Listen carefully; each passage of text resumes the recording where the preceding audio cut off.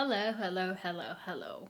My name is Hiwot. I am a pharmacist, cosmetic formulator, and world traveler. If you're leading a conscious, clean lifestyle but too busy to sift through contradictory advices around skincare, welcome.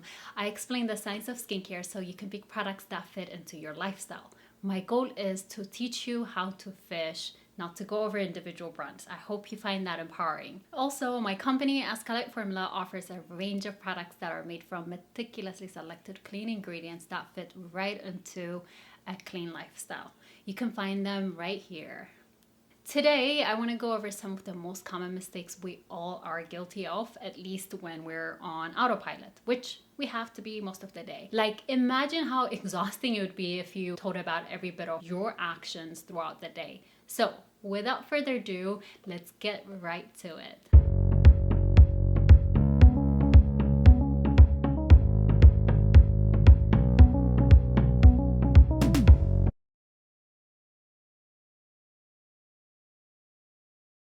Number one, and the one I see everywhere, is the dropper on the face.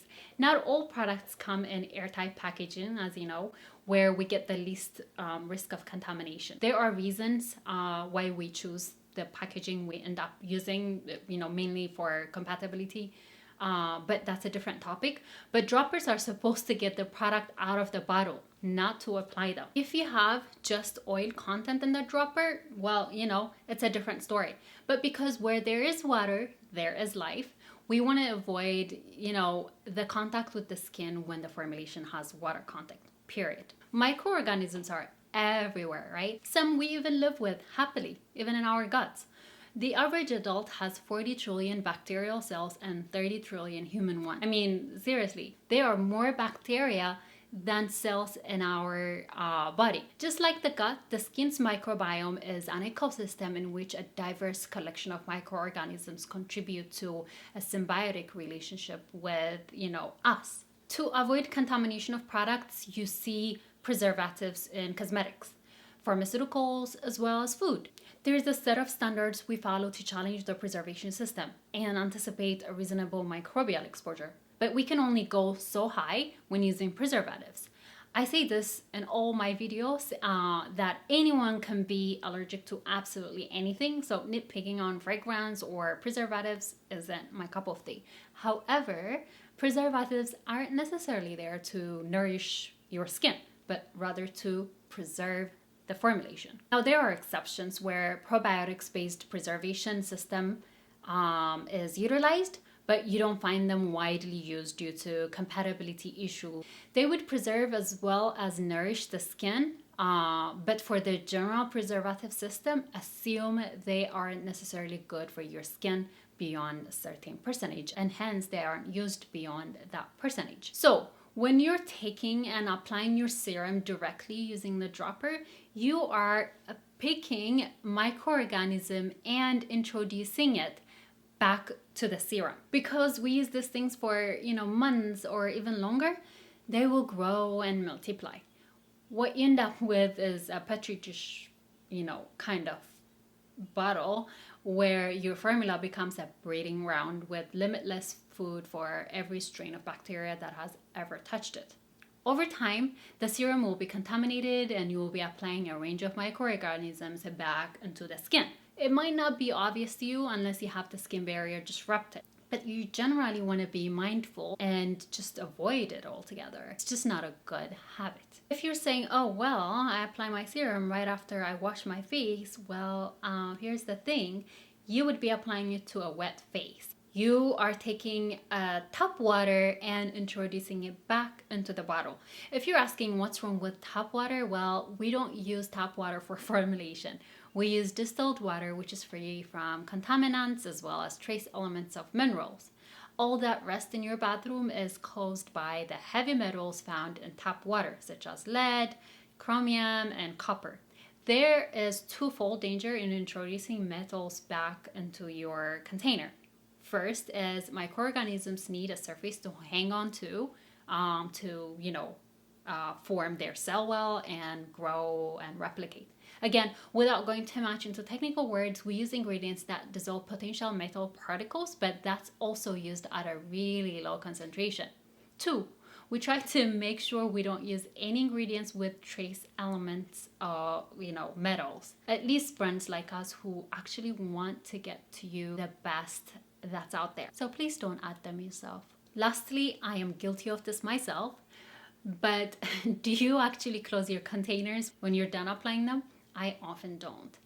I am not proud of it, but for the same argument, we want to avoid unnecessary contaminants and close containers when we're done.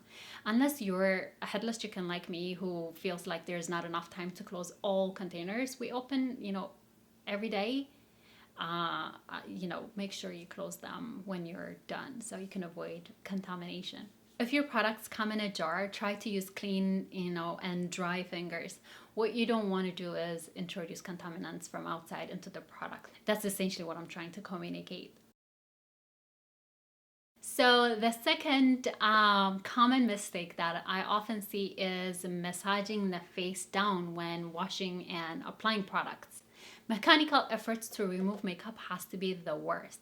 When I see some friends using makeup remover clothes, they're angry with their face, like, oh no, easy.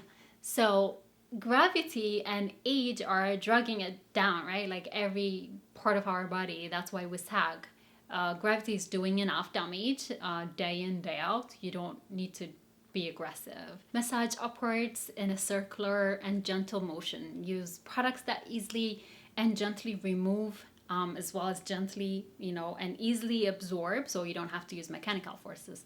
That's the last thing your skin needs. Number 3, I know I focus on skincare, but I had to throw this in here. Please don't use someone else's makeup, like mascara, brush, lipstick, everything.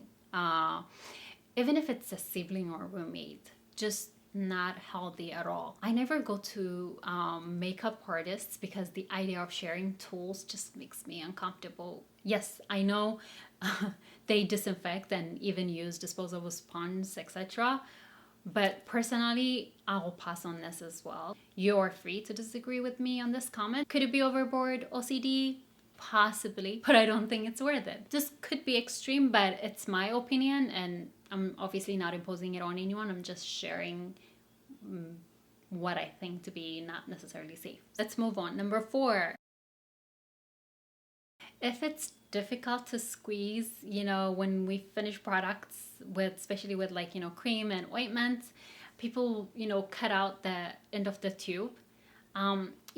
This may invalidate the expiry date and increase the chance of contamination of the product. Yes, I know products don't necessarily come with expiry date, but when you're leaving it in the open and it's exposed to air, and more often than not, we store our products in the bathroom with all that microorganism coming into an open container. It's just not healthy. So, the next time you're, trying to save on a product, just think if it's really worth it. Number 5 is not using sunscreen. All the efforts of buying effective products, applying them enough, and, doing so much doesn't mean anything if you don't finish off your, AM routine with a sunscreen. To learn more about why you should always apply sunscreen during the day, check this video out. But essentially, you need it. That's your protection and your best skincare routine step you don't want to miss. I hope you enjoyed this video. If you like contents like this, don't forget to subscribe and hit the thumbs up so I know how you guys feel. Well, that's it. Take care.